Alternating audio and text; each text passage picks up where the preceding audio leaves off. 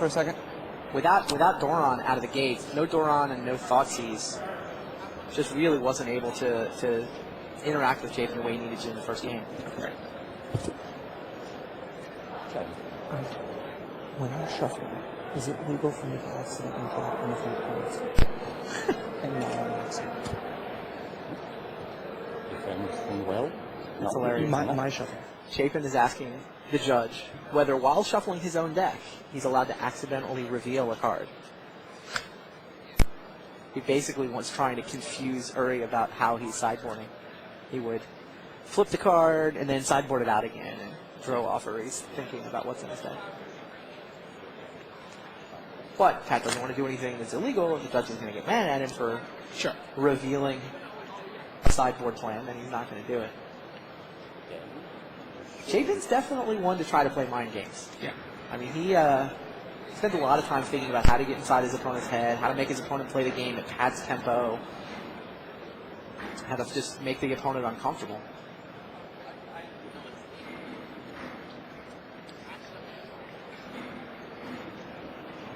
Now, we talked a lot about Peleg's sideboard. What do you think goes on with Pat's? Well, against this card, Chapin's bringing in Wheel of Fate. Wheel of Fate seems like an obvious inclusion. Right. Wheel of Fate, in fact, that is the answer, right? We talked about how Peleg's got all this discard, it can blow Pat's hand up, but Wheel of Fate is what nothing Peleg can do. It resolves. Now suddenly Pat's got a new hand. If that hand is gassy enough, he'll just win. There's also the decapods, which are obvious. I think they're obvious. An anti-discard card, but I haven't really seen those guys bring them in against anything. Well, it's funny. There's sort of this dance with Liliana where if sometimes the Liliana player will just recognize how slow she is, leave her in the sideboard, and so certainly it's a catastrophe if Pat's got a handful of decapods and Liliana's sitting in the other guy's sideboard. Well, or he has one Liliana main deck, and he doesn't have any in his sideboard. I think in this particular matchup, though, Pat does bring them in, not because of the Liliana so much as the Stupor. Because of the Stupors, right. Stupor, I get to choose what the second card I'm discarding, and obviously Uri's going to want Stupor. That's not slow. Right. Stupor's exactly what he wants, and so, again, Pat's got the answer. I mean, wise man once said, threats are better than answers. I'd rather be on Uri Peleg's side of this matchup. Maybe not down a game, but his deck is helped more by sideboarding, but Chapin does, in fact, have the answers. The Dodecapod answers the Stupor, and the Wheel of Fate answers the overall disruption theme. And then we also saw him change the tempo in his deck against the Thief, bringing in the Ignite Memories? Bringing in the Ignite Memories. I mean, he did bring in Empty the Warrens earlier against Green Black. Right. As just a delaying tactic, really, against just like this quick army of beatdown creatures. You know, he's able to just say, okay, I'm gonna make 4 guys. And I can block Doran for 4 turns while I set up my hand. It's true. You know, just a very small storm to Empty the Warrens.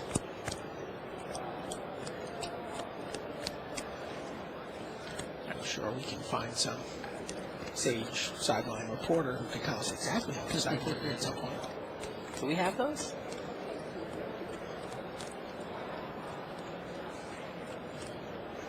Probably not till after they're done sideboarding. Yes.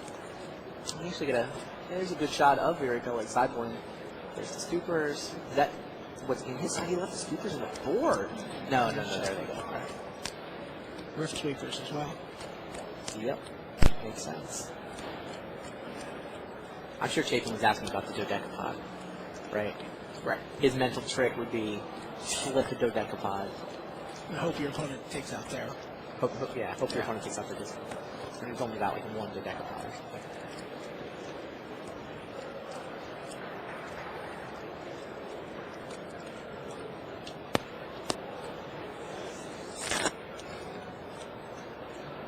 That's 3 out of 5. Chapin and his Dragonstorm deck won the first game. Now we get to see what happens when Uri Peleg's sideboard kicks into gear. That's right. These are the matches. These are the games he was nervous about. I think he had to see some sideline fretting over it. Here's Chapin's board. Will you play? Yeah. Wheel of Fate's on his board still? 4 Dodecapods still on his board. So 2 Pyromancer swaps became 2 Empty the Warrens. So all Chapin did was to empty the Warrens in and take out 2 copies of Pyromancer Swath. Right. Really? Why? I don't understand leaving Wheel of Fate in the sideboard. The deck pods, I get. It's not plan A. It's reactive. There's a chance they're going to be dead if your opponent is playing games with his own sideboard. But why would you leave Wheel of Fate in the board? Maybe he just feels maybe he just wants to stay on plan. He's just looking to buy some turns with the Empty the Warrens and just. Yeah, but Wheel of the thing is, I agree. Wheel of Fate is on plan. Right. Like, the plan is With what I was asking? resolve a suspend spell and go nuts.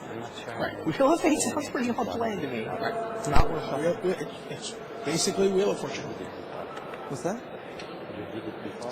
Urs was very nervous in the while sideboarding here. He's very In my life? unresolved Or just now? about his plan. Sure. I picked up my sideboard and hit some cards in, and then went through and pulled some out.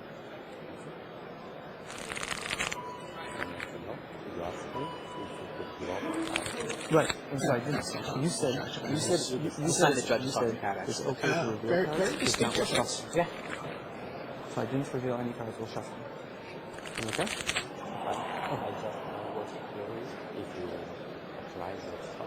He's Oh. looking over trying to figure out what's I going have to on. think of the right way to do it.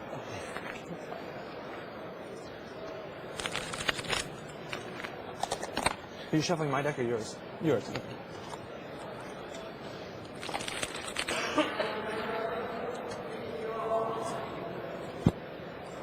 That changes his mind.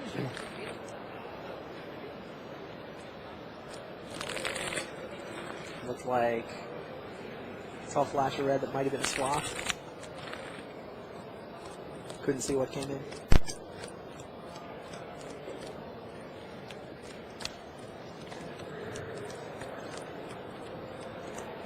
So Repelling brings in Rift Sweepers, brings in Stoopers, brings in, I assume, Athletic and Faith. Not your thing.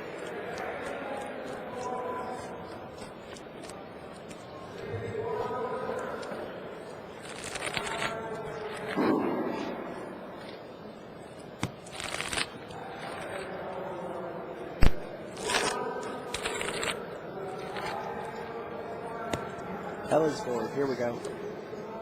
Took out Animal Conversion. Took out the Oran Vipers. Left the Nats to the board. Took out Street Ball. Took out a Treetop. And Oblivion Ring. So he basically brought in the Rift Sweepers and the Stoopers, is what it looks like. And an extra Liliana, right? There's only one Liliana on his board. But he doesn't have Liliana on his board. Oh, he took out the only He Liliana. took it out of his deck. Right, so he put in 3 Rift Sweepers, 2 Stoopers, and that's it? Yep. Wait, Cloud Thresher? Is he bringing Cloud Thresher? He should bring in Cloud Thresher, in my opinion, by the way. Like, it's so often that the Dragonstorm deck is just summons a dragon or Dragonstorms for 2. Having a 7/7 blocker That's is true. actually relevant. I mean, it doesn't seem like it would be that you would want like a 6-mana monster against No. the combo deck, but it actually is. This The combo, Dragonstorm players were talking about the Elf matchup earlier. Okay. They were talking about how some players were siding out their Eyeblights endings. yeah, it's And they crazy. said that, no, I've it's- Ending is awesome against this It's like, deck. no, you need to kill my dragon. Yes. And I think that for that reason, I'm pretty sure I heard Cloud Thresher went in, which seems completely correct. Sounds like a turn 2 Siege Towers being assembled. Ooh. Unless Bird off the gemstone. Pat Chapin does not hesitate. Shocks the bird, which is Isn't that lesson 1 of Magic? shock the turn 1 bird. Here comes Guiltleaf Palace. No elf. It's just going to be So it's just such a slower draw now for Pele. just going to turn 3 tower.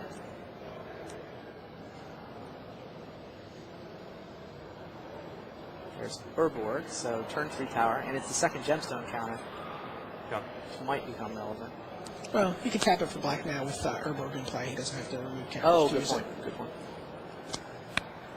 Shriek Maw, Treetop Village, locks it on Warhammer is what's left for Yuri Pele. Which is not a lot of pressure. Basically just Doran. So far this draw is like, I'm going to run out Doran. Chapin has been terrible with those gassy knolls. Yeah. 4 lands for this one. Can we just get you in 4 turns with the Siege Tower here is the question. Right.